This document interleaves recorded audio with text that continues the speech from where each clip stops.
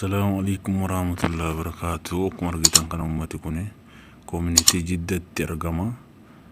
ورّي من أبصر هفاني من رتيج سبيك أنا دتقول ما يروما أكم فورمشينا كم نوتنا ما كم جهات ما قلت من هداجرا وورّ فديد أنجلاني أكيد تيا منيف دبرتي ألفا دبرتي جولي قبضو ورّي فيان كمنه في كان فكاتني جدّودا نموتا فياليجي ورّكون ورّ بحران دفه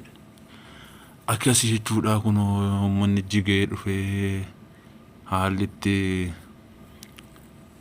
كيسو ميسان اللي ألفات الأباء نمني منا قوتي كوميونيتي الدراشي قوتي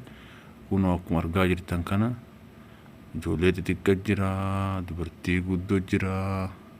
كسو مرة هوسة تجرا ورد أكبساتو ثم ديرا في اللي أقسم نيجا مورين أكباني رين أكبا قباني وانا كانت ديما جتشودا وتما ورين من هداكي جروس ترباني تنمكم توقو جياتي نمكم أفر جتشودا كنمو نمكم جاتما ميك أتاكت أمرهم تلمامنا من ركسو جتشودا وانا كسد ديما جتشودا أمتي كينيا وفي قنو قدادا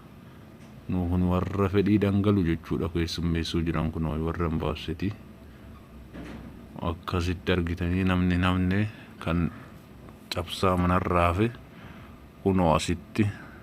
dhangala'ee irraan dhangala'ee dhufee jira biyya teenya nu wayya jedhe roorroon biyyattiidhaa waan daangaa dabarteef namni dalagachuu biyyaa dhufe yoo akkasitti roorrifamu kabajaa dhabu baay'ee rakkoodha rakkinni mootummaa Saudii biraa osoo hin taane mootummaa Itoophiyaa biraa nama isaarraa fudhachuu didee Saudii karaa qabu wallaale malee walitti qabee bira taa'uun isaatu faayidaa tokkoyyuu isaaf hin qabu rakkoo mootummaa Itoophiyaa biraa jechuudha. Haa jedhan 60 jedhan malee namoonni kun kanaa ol ta'uu hin oolu. Namoonni kun yoo tilmaamu kanaa oli harka meeqan caala maaliif namoonni iddoo garaagaraa kanneen ambaasin hin beeknetti hidhaman hedduudha. Mana hidhaa xixiqqaa qadiyyaa bakka qadiyyaa fa'aatti kan akka fakkeenya amma bakka hedduu Naajeeraan jettan bakkoota hedduu jiru bakkoota ambaasin hin geenye fa'aatti warreen hidhaman jechuudha. Malee immoo 60 tilmaamama malee kanaa oli 100 yoo caaluu dhabe namni lafatti akkuma san egaa namni odumaa tokko inni jedhu akkasitti namni keenya dhangala'ee gara biyyaa isaadhaa galuuf deemaa formeeshina kana qabnaa kuni koomunitii jiddaati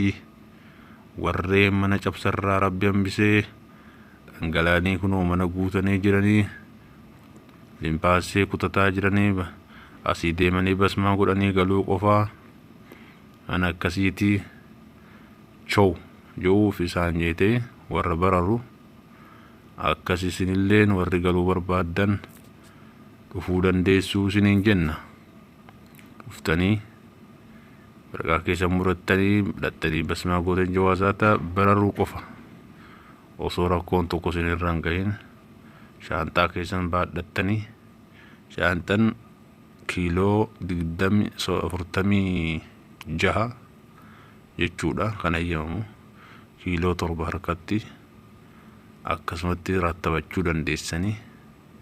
kun egaa oduu dansaadhaa kunoo warri fedhiin galuu akkasitti waggaa dhangala'ee namoota dhukkubsatanii baay'inaan kan hayyamamuu jechuudha. Namoota dhukkuboota adda addaa qaban dubartii ulfaa kan daa'ima qabdu kan dhukkubaan qabanii akkasii jechuudha. Ummati kun gaa ummata baay'eedha keessa deemne malee qarqara gama tokkooti sawwarama.